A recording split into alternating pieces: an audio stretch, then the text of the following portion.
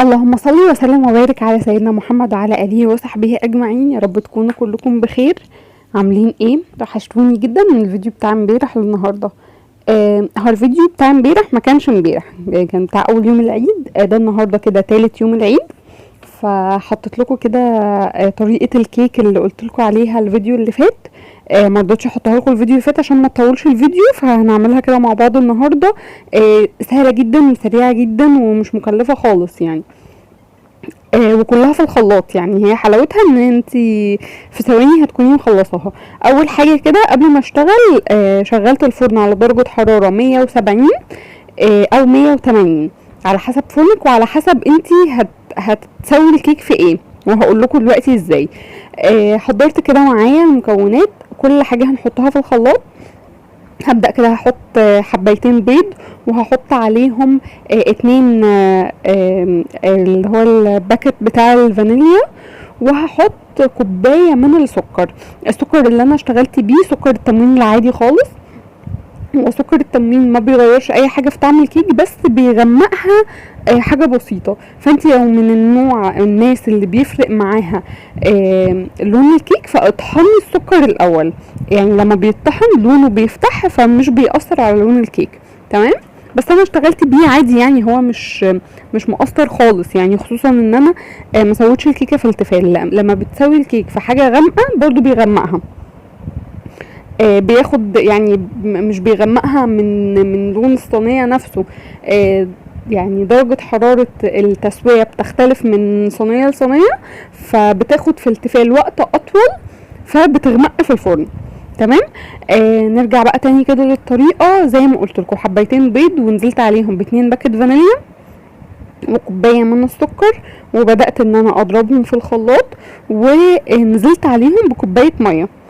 عايز طبعا تعمليها بلبن اعمليها، بس انا عملتها بميه وكان طعمها حلو جدا وهشه جدا وخفيفه جدا. تقدري برضو تحطي فيها مثلا لبن بودر لو انت عايزه. ونزلت عليهم بعد كده بنص كوبايه من السمنه على زيت.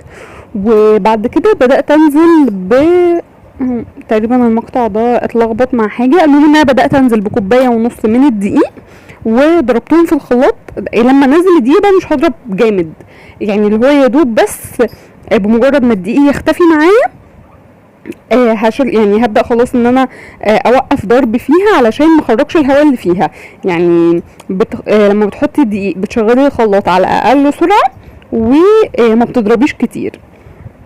هنا بقى معايا بايركس دهنته كده حاجة بسيطة خالص من السمنة، وبدأت انزل 3/4 كمية العجين اللي معايا، وهوريكم الوقت هعمل في الباقي ايه.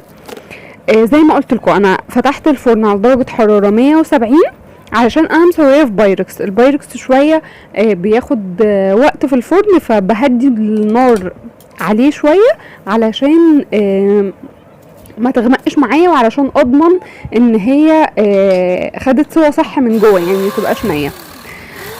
باقي كميه العجينه اللي في الخلاط حطيت عليها 2 معلقة كبار من الكاكاو الخام الغير محلى. الكاكاو ده كاكاو خام اسباني، بجيبه من عند بتوع مستلزمات الحلويات. بيبقى طعمه حلو جدا في الوصفات، يعني في وصفات الحلويات اللي زي دي. هو مش للشرب، هو للوصفات، في الكيك، في الجاتوهات، في التورت، الحاجات دي. تمام. وبدأت كده ان انا اضرب تاني في الخلاط. هو هنا عشان كمية العجين كانت صغيرة فما دابتش حلو، فحطيتها كده في بولة بره، وبدأت ان انا اقلبها كويس، وهبدأ انزلها بالشكل اللي انتوا هتشوفوه ده. طبعا الشكل براحتك، انت عايزة تعملي مثلا الصينية نص ونص، فهتنزلي نص العجين وهتكملي الكاكاو على الكمية اللي باقية معاكي. يعني الكميات دي بقى بتاعتك انتي. دوبت كده الكاكاو، وهبدأ ان انا احطه كده بالشكل ده، وهجيب سكينة او شوكة، او يعني اي حاجة تبدأي ان انت تعملي بيها الخطوط دي. بتطلع شكلها حلو جدا، وبتدخل كده الكاكاو جوه كيك الفانيليا، بيبقى شكلها حلو قوي لما بتتقطع، بيبقى طعمها حلو يعني. اوقات بعمل صينية نص كده ونص كده، بيبقى الكاكاو لوحده والفانيليا لوحدها ما بدخلهمش يعني في بعض، بس زي ما قلت لك طبعا ده ايه براحتك. دخلتها بقى الفرن، وده شكلها بعد ما طلعت. ما بتاخدش وقت طبعا في الفرن، حوالي نص ساعة يعني او اقل كمان. انتي ما تفتحيش عليها قبل 20 دقيقة.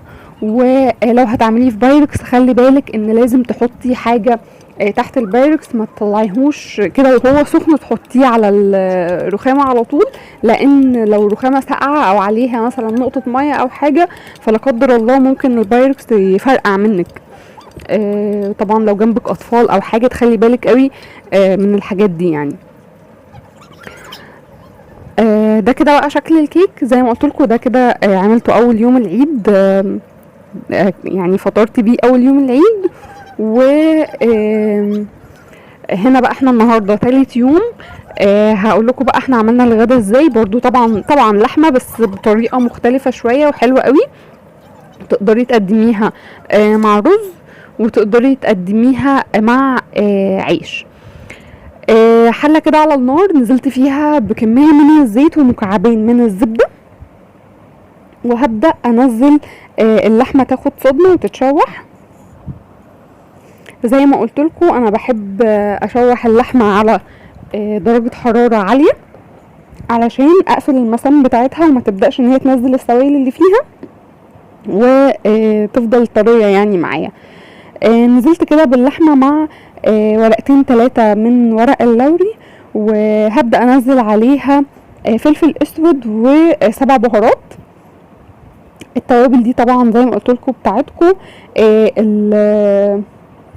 بس انا معرفش ليه في وصفات العيد الكبير بالذات ما بحبش احط توابل كتير، يعني بحس ان احنا يعني ده اكل جداتنا كده، العيد ده كده مش عايزين فيه يعني افتكاسات كتير وتوابل كتير والكلام ده.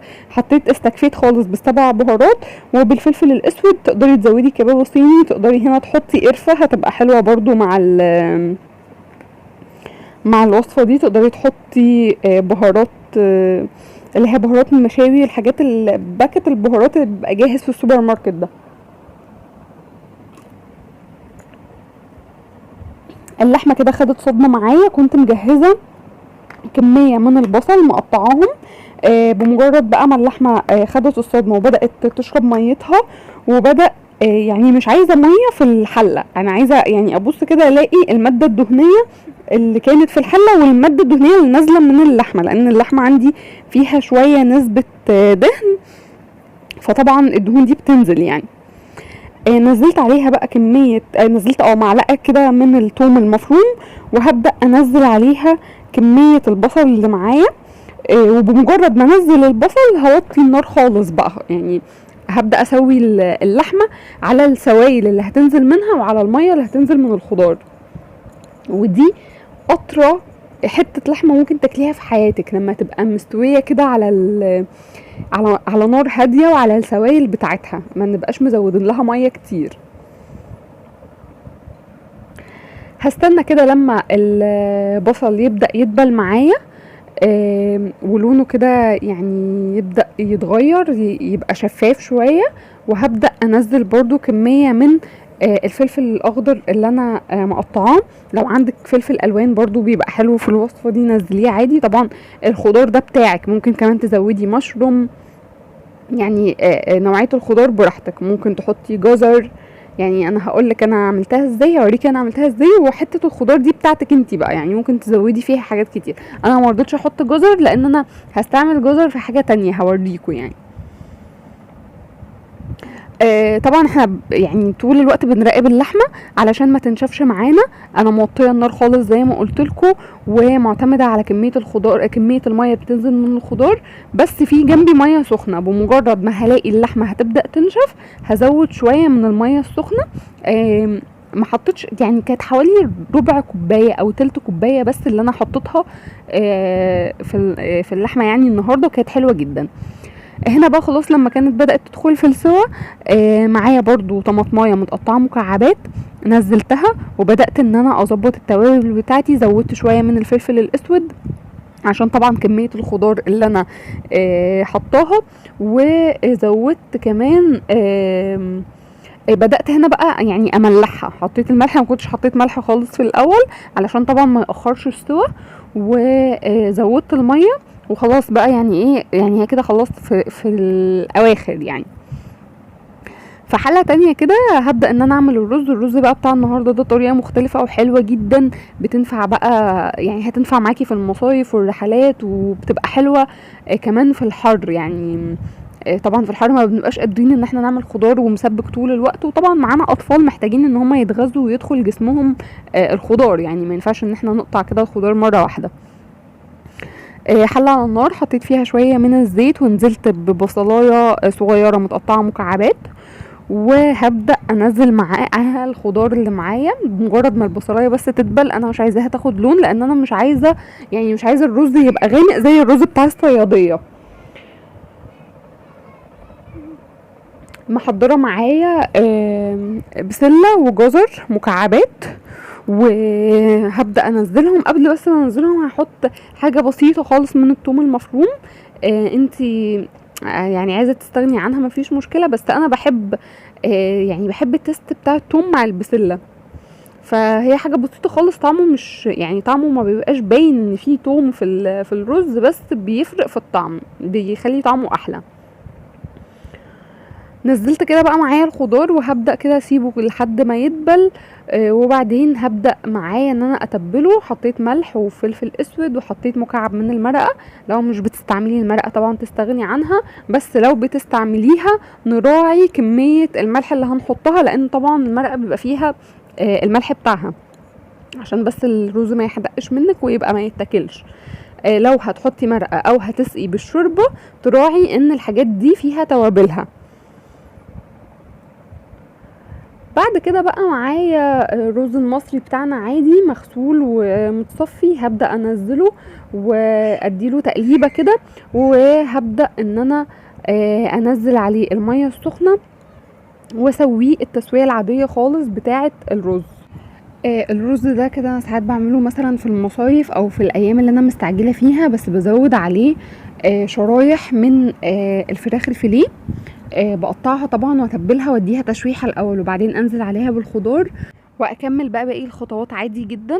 بيبقى طبعا طعمه بيبقى حلو قوي قوي قوي، وبيبقى يعني منجز جدا، يعني غدا كامل بكل العناصر بقى الغذائيه في حله واحده. يعني بيبقى حلو الايام اللي انت مثلا مستعجله فيها، الوصفات بتاعه المصيف مش عايزه تقفي كتير في المطبخ كده، بيبقى يعني بتبقى اكله حلوه.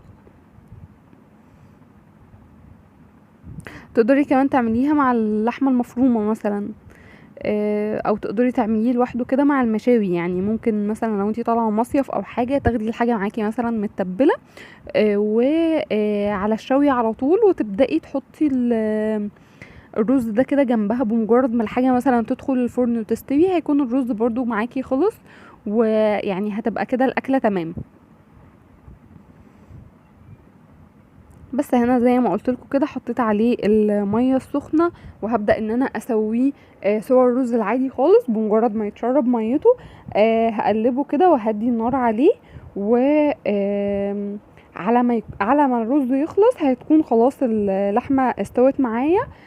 اللحمه دي تنفع باي قطعيه لحمه، وبيبقى طعمها حلو جدا جدا جدا في اللحمه الضاني. يعني الناس اللي ما بتاكلش الضاني هتاكلها كده، بس طبعا وانتي بتعمليها في الضاني قللي شويه نسبه السمنه والدهون اللي احنا حاطينها في اللحمه، لان الضاني بتبقى يعني دسمه وبيبقى دهونها اعلى يعني.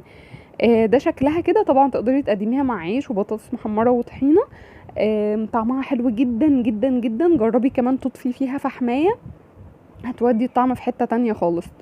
اتمنى ان الفيديو يعجبكم، واتمنى ان انتم ما تنسوش كده اللايك والكومنت الحلو، وما تنسوش كمان لو انتوا اول مره تشوفوا القناه تشتركوا فيها، واشوفكم باذن الله في فيديوهات جديده تعجبكم باذن الله. يعني الفيديوهات الجايه هنظبط بقى حاجات المصايف وكده. هنا انا يعني هنا مش بقطع بجد، مش يعني مش هنا يعني اللي كان معاكسني هنا حته من الدهون، فمش راضيه تفصل اللحمه. بس حقيقي اللحمه كانت دايبه جدا جدا جدا، وطعمها كان حلو فوق ما تتخيلوا. انا هنا بشد كده بس ببعدهم عن بعض. لكن مش بقطع بالسكينة. والرز طعمه يعني حرفيا يتاكل كده لوحده. اشوفكم بقى في فيديو جديد. باي باي.